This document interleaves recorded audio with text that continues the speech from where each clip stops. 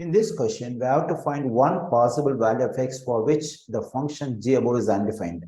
Actually, here we have a square root function.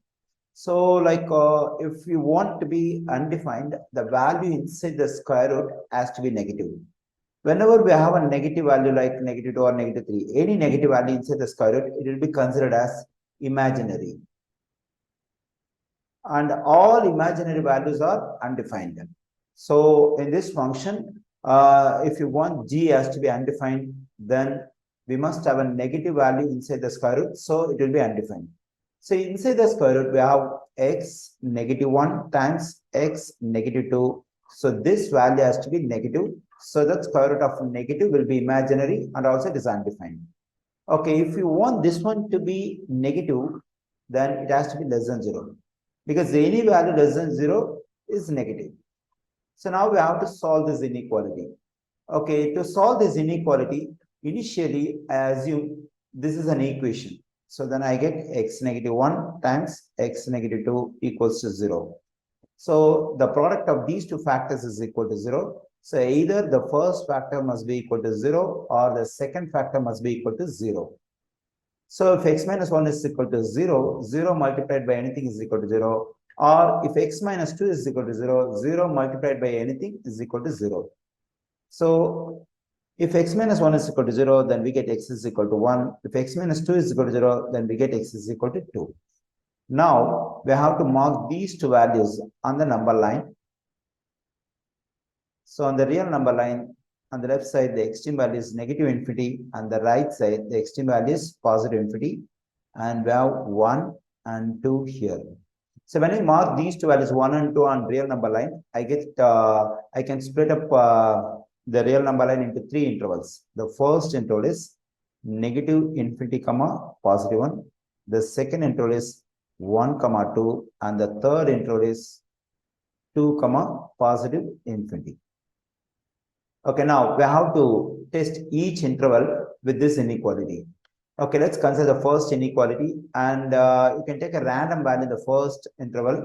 So obviously it's 0.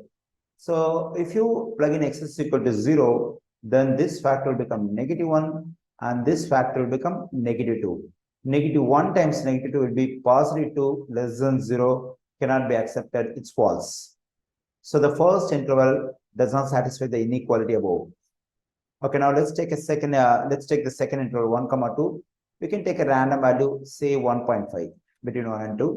Now, if you plug in x is equal to 1.5 into this factor, 1.5 minus 1 will be positive 0.5. And if I plug in x is equal to 1.5 into this factor, 1.5 minus 2 will be negative 0.5 less than 0. This is true because it's a positive value, it's a negative value. Positive times negative will be negative 0.25. I mean, positive 0.5 times negative 0.5 will be negative 0.25 less than 0. This is true.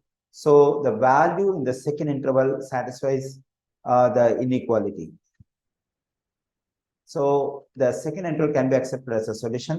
Now let's test the third interval 2 comma positive infinity. Let's take a random value, that is 3.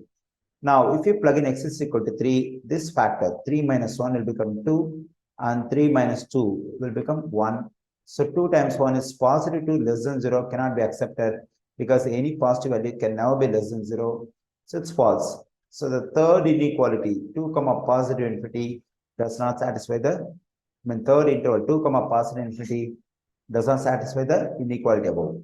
So the only interval 1 comma 2 satisfies the inequality. So they are asking us to find one possible value of x. So between 1 comma 2 we can take one possible value. So we can take 1.5. So when you plug in x is equal to 1.5 into the function, so what's happening here? Let's see.